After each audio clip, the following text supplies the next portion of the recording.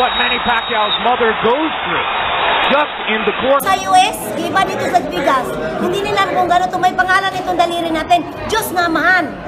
May success sa tingin sa mga tao. Sumigaw ang mga tao dito sa Mindanao, oy! Nanalo ka, kinarga ka ng wheelchair. June 9, 2012, naglaban sina Manny Pacquiao at Bradley para ito sa pagdepensa ni Pacman sa kaniyang WBO World Welterweight title. Ginanap ang laban sa MGM Arena sa Amerika at ang resulta ay matatandaang ang daming nadismaya. 2 judge ang pumabor kay Bradley habang isa lang ang kay Manny, kaya split decision pabor kay The Desert Storm. 113 to the winner by split decision. And new WBO welterweight champion of the world, the Desert Storm.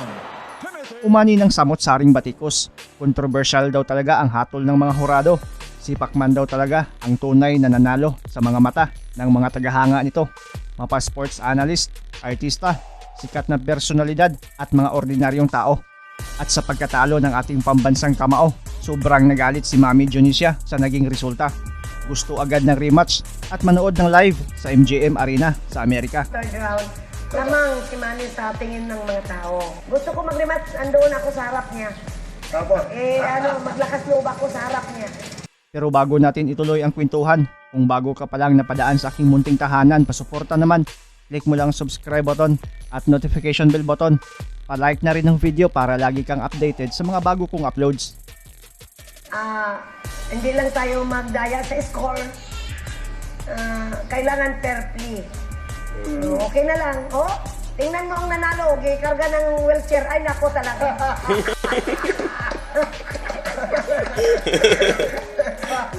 Simba ko pala yun na akong anak. Hindi ganyan. Sobra naman nilang alaga sa boxerin, ano? Nabay boxerin, ilagay ng wheelchair. Nako! Ay, hindi ko talaga bilhin.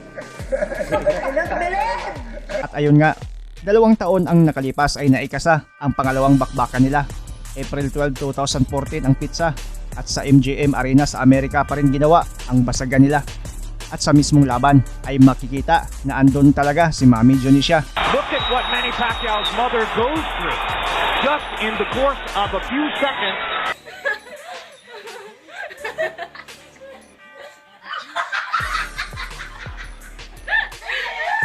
Panalo si Manny Pacquiao via unanimous decision sa pangalawa nilang laban.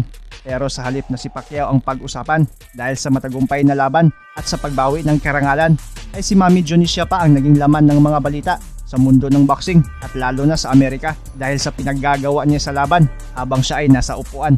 Makikita kasi na may kakaiba siyang ginawa, kaya marami ang nagsasabing na budo o buduism ang ginawa ni Mami D kay Timothy Bradley. Buduism, kung sa ating pananalita, ay isang uri ng black magic o pangkukulam. Marami din ang nagsasabi na may mga lugar pa rin dito sa atin na pinapraktis pa rin ang pangkukulam. Kaya naman, napabalita na si Bradley ay sinisik kay Mami D ang kanyang pangit na performance. Ginawan daw siya ng orasyon kaya nawala daw siya sa focus sa mga patapos na mga rounds. Sa interview naman kay Mami D ay itinanggi niyang kulam o may orasyon siyang ginawa kay Bradley.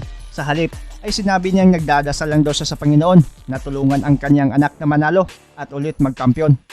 Siya ang bida sa buong gabi noon na laban niya. Sabi ko ninyo, tulungan mo si Kuya. Si Kuya, tulungan mo sa ring na hindi babagsak ni Bradley. Sorry Bradley, sorry sa talo mo. Sa sport boxing lang to. Sorry, sabi ni Bradley. Oh, mama, no problem, no problem. I'm very proud you're your son. Tatanggap na niya, natalo siya. Inamin niya, natanggap na. Oh, yes. Sa kampo naman ni Pacman ay di na rin pinatulan ang pagdududa nitong kalaban. At para matuldukan ang nasabing rivalry ni Pacman at Bradley ay ikinasa ang pangatlong salpukan sa sumunod na 2 taon para malaman talaga kung sino ang mas malakas at totoong kampiyon. Ginanap pa rin ang laban sa MGM Arena sa Amerika noong April 9, 2006 ang eksaktong pitsa para ito sa bakanting WBO International Welterweight title. Sa mismong laban ay andun na naman si Mami Dionisia sa arena pero wala nang nakitang kakaibang ginawa habang nasa upuan siya. Dionisia Pacquiao, mother of, making herself very visible and has a 2-point round. Pacquiao's mom rising from her seat after the knockdown by Manny And it was the little right hook. And a giant smile on the Panalo si Manny Pacquiao sa pangatlong tagpo. 2 beses bumagsak si Bradley pero natapos pa rin niya ang laban sa scheduled 12 rounds na bakbakan.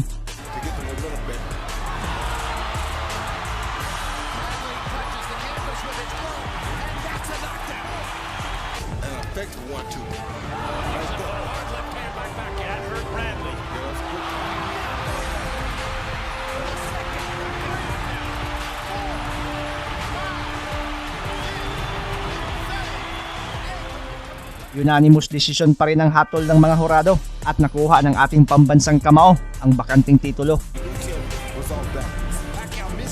Unanimous decision, and now the WBO International Welterweight Champion from the Philippines, Manny Pacquiao.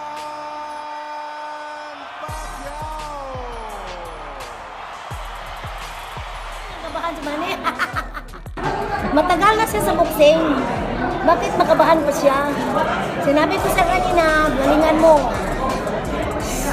Galingan mo. Kunin mo na ang panalo ngayong araw.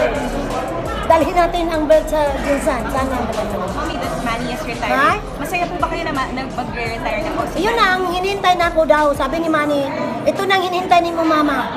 Plan mo, mamaya. Sino ang magkataga nito? Sino ang pangalan nito? Giba dito sa US, giba dito sa Vegas. Hindi nila kung gano'n may pangalan itong daliri natin. Diyos na amahan. Ayun. May ama ba kayo sa langit? Ito ang ama. Hinihingi ko sa Diyos. Tinuro ko sa Lord, tulungan mga anak ko.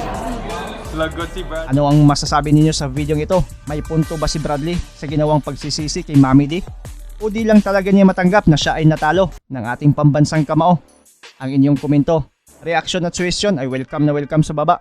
But the second one seemed to be. Let me see the second one. All right. Oh, oh, wait. Yeah, he caught me good on that one.